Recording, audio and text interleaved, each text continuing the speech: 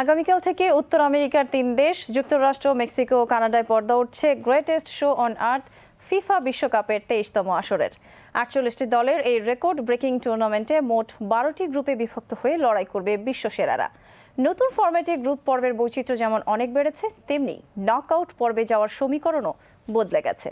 প্রতিটি গ্রুপের শীর্ষ দুটি দলের পাশাপাশি সেরা 8টি তৃতীয় স্থান অধিকারী দল শেষ 32-এ যাওয়ার সুযোগ পাবে। এই নিয়মের কারণে মাঝারি সারির দলগুলোর সম্ভাবনা অনেক বেড়ে গেছে। বিশ্বকাপের গ্রুপ পর্বে বিভিন্ন দলের শক্তিমত্তা ও সম্ভাবনা নিয়ে আরও একটি রিপোর্ট মাহবুবুর রহমানের।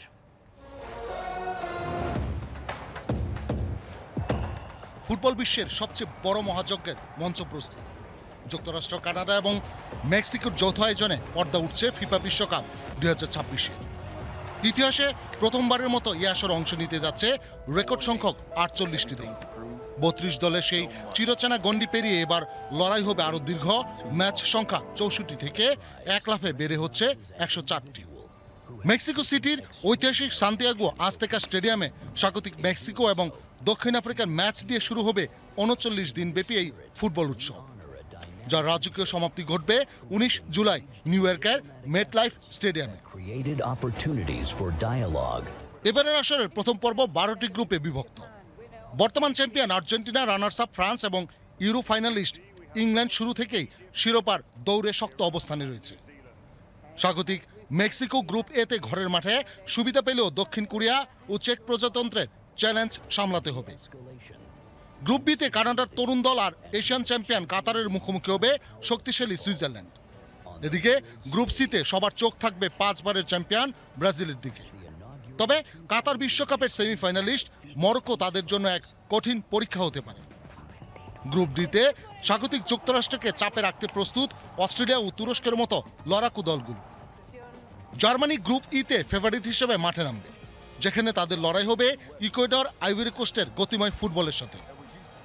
গ্রুপ আইতে দেখা যাবে এক রোমাঞ্চকর লড়াই, যেখানে ফ্রান্সের শক্তিশালী আক্রমণ ভাগের সামনে দাঁড়াবেন নরওয়ের গোলমেশিন আর্লিং ব্রাউট হালান্ড। বর্তমান চ্যাম্পিয়ন আর্জেন্টিনা গ্রুপ জেতে সুবিধাজনক অবস্থানে থাকলেও আলজেরিয়া এবং অস্ট্রিয়ার রক্ষণভাগ ভাঙতে তাদের কৌশলী হতে হবে। অন্যদিকে সবার নজর থাকবে গ্রুপ কেতে। ক্রিশ্চিয়ানো রোনালদো শেষ বিশ্বকাপে পর্তুগালকে কঠিন চ্যালেঞ্জ ছুড়ে দেবে কলম্বিয়ার উদীয়মান তরুণ দল। বেলজিয়ামের সোনালী প্রজন্মের জন্য এটি হয়তো শেষ সুযোগ। তবে মিশর ও ইরানের বাধা পার হওয়া তাদের জন্য সহজ হবে না। টুর্নামেন্টের অন্যতম ডেথ গ্রুপ বলা হচ্ছে গ্রুপ এলকে, যেখানে ইংল্যান্ড ও ক্রোয়েশিয়ার পুরনো দ্বৈরথের সাথে যোগ হয়েছে ঘানার প্রতিশোধের নেশা। 16টি অত্যাধুনিক ভেন্যুতে 3টি ভৌগোলিক জোনে ভাগ করে ভ্রমণ ক্লান্তি কমানোর চেষ্টা করেছে ফিফা, যাতে ফুটবলাররা তাদের সেরাটা দিতে পারে।